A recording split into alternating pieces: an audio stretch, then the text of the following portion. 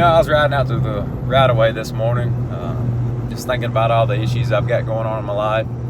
For those of you who do know, I just recently went through a divorce, and it's definitely been one of the most difficult things I've ever had to take on.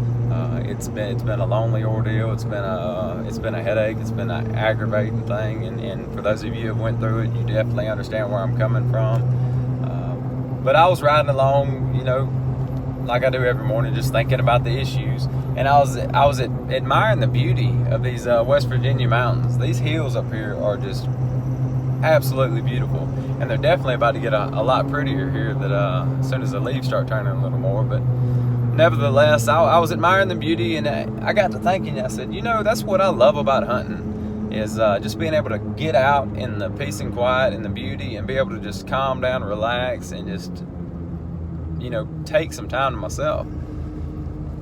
And it kind of, a light bulb went off in my head, and I said, Zach, that's kind of the same thing you're whining about now. You're alone in the wilderness, but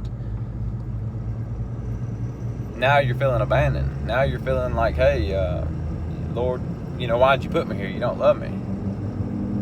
When here in a month or two, whenever I get laid off, I'm going to be jumping at the chance to get out there. And it really opened my eyes to how our point of view can manipulate our minds, and how our attitude can set the tone for how we deal with situations. When Jesus was feeling overwhelmed back in the day, it says that he went into the wilderness to meditate and reflect on things. When I want to get closer to God, I choose to go out to the wilderness, climb up in a deer stand, and reflect on my life. It definitely brings me joy to be able to better see my blessings. But when things aren't going my way, and I end up there, all of a sudden now it's a burden. And that's a joke. It's a blessing that God puts me there. He's not putting us in the wilderness. He's not getting us somewhere alone so that he can leave us alone. He's getting us there because we're struggling, and because we're looking to the wrong things for answers. We're digging our hole deeper instead of getting out of it. And he understands that, hey, I've got to get this guy alone so that he can better see the situation. He can stop relying on things that he don't need to rely on, and he can start focusing on me so that I can reveal his blessings to him. And that's a blessing. That is. And it's definitely changed the way I look at my situation. I know I've got tough times ahead. Definitely dealing with a lot of things now I don't want to deal with.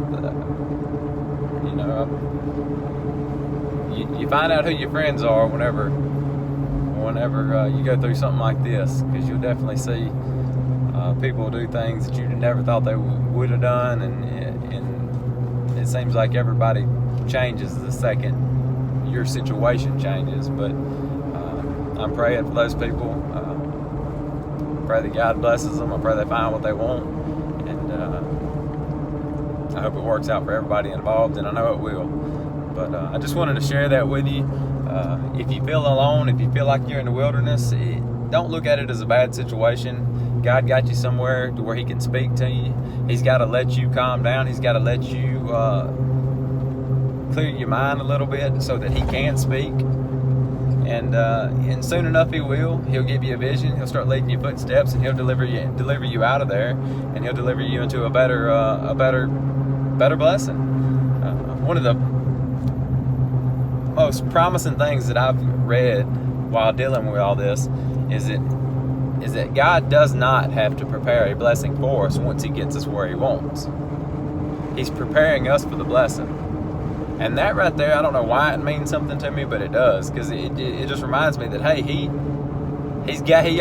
knows what he wants me to have. He knows what he wants me to do, where he wants me to end up. And obviously, I haven't set myself up to achieve that blessing yet, but I know it's around the corner because he's doing miraculous things in my life. This divorce, without a doubt, is probably going to be the best thing that ever happened to me. It's definitely brought me closer to God. It's definitely opened my eyes up to a lot of the things that I was doing wrong as a man, more specifically a lover, a husband. But it's definitely opened my eyes up to a lot of things that I was failing at. I mean, even as a father and just being a man in general. So I definitely got a lot to be thankful for.